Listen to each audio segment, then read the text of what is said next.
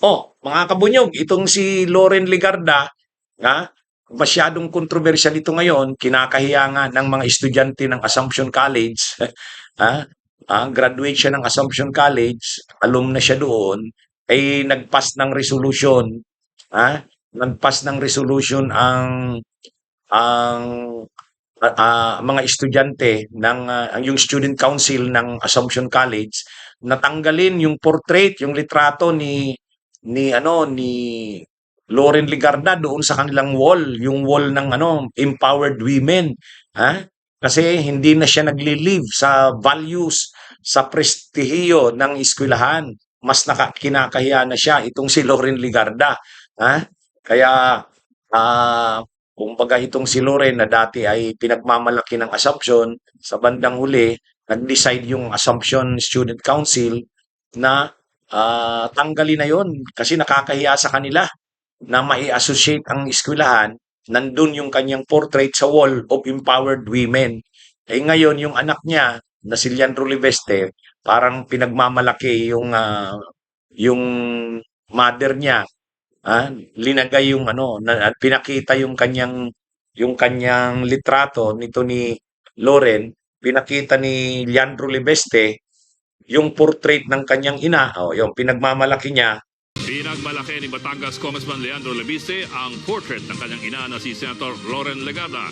Sa isang post sa social media, makikitang nag-post ang kongresista kasama ang larawan ni Legarda. Sabi niya sa caption, may magandang portrait sa office ko. Binahagi ito ni Lebiste matapos tanggalin ng pamunuan ng Assumption College San Lorenzo ang larawan ni Legarda sa kanilang Wall of Empowered Women. Ang sabi ng Student Council, hindi na naayon sa prinsipyo ng paaralan ang mga aksyon ng senadora. Kasunod po ito ng pagpabor niya sa pagluklok kay Senator Alan Peter Cayetano bilang Senate President sa kudeta noong isang linggo. Sabi ni Leandro Liveste doon sa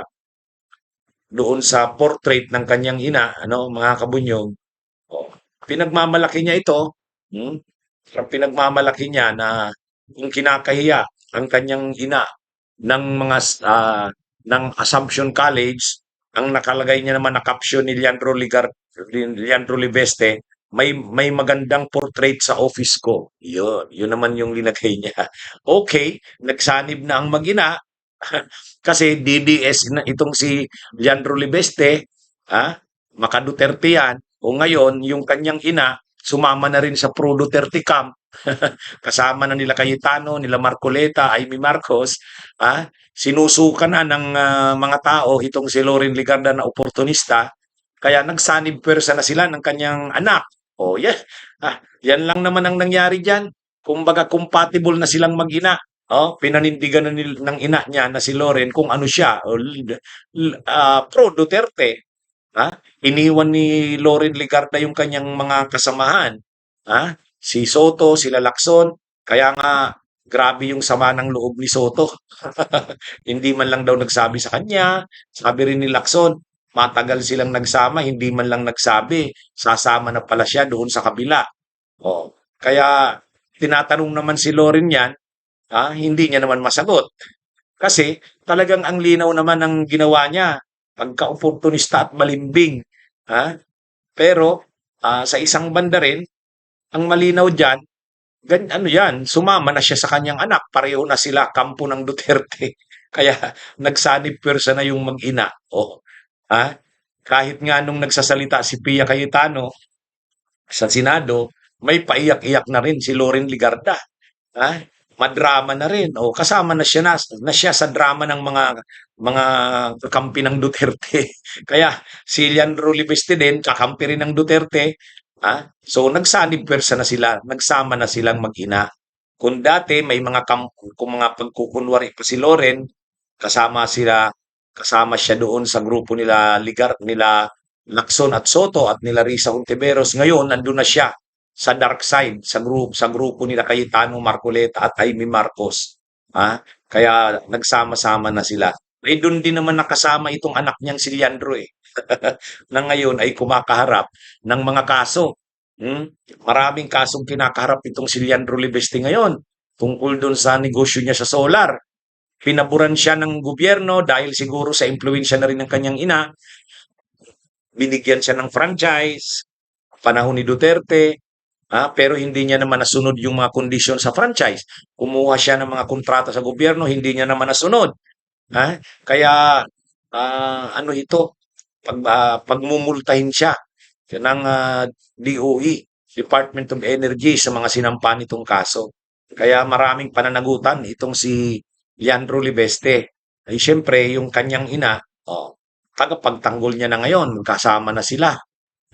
Dati kasi si Leandro Libeste lang yung nasa Duterte, si Loren Legarda nasa administration.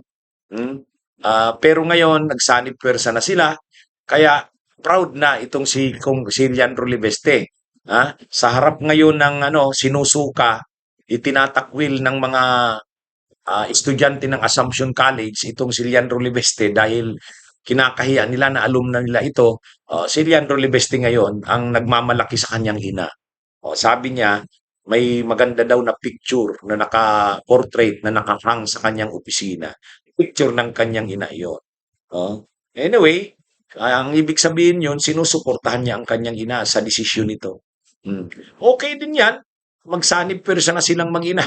Ilabas na nila ang kanilang tunay na kulay. You have been labeled as an ADDS when you attended the Rage Coalition in Club Filipino. Are you now openly a DDS? Well, to directly Not- answer your question, Not that it's a bad thing. Oh, Okay. I'm not saying that, but that's a hanging question. I just Yes, had to Kong. say it. I've long been a DDS, and I think there's a insinuation that a lot of people don't admit that they're DDS. But just to put it on the record, I think that there's a lot of good that can happen to the country if we bring back some of the old policies of the previous administration. And the other thing I don't like about Congress is people are always moving parties to where there's a budget. Yeah. And Uh-uh. 90% of the current Congress was DDS during the time of the previous administration. And I can say I cannot be bought. That's why Okay. I'm not going to suddenly be silenced just Okay. because it is politically inconvenient. Kong, you have Bunyog, bunyog, halikan na kasama ka. Bunyog, kapag buklod ay may pag-asa. Luzon, Visayas, Mindanao, isa ang pananaw. Sa bagong Pilipinas ang bunyog isisigaw. Bunyog, bunyog.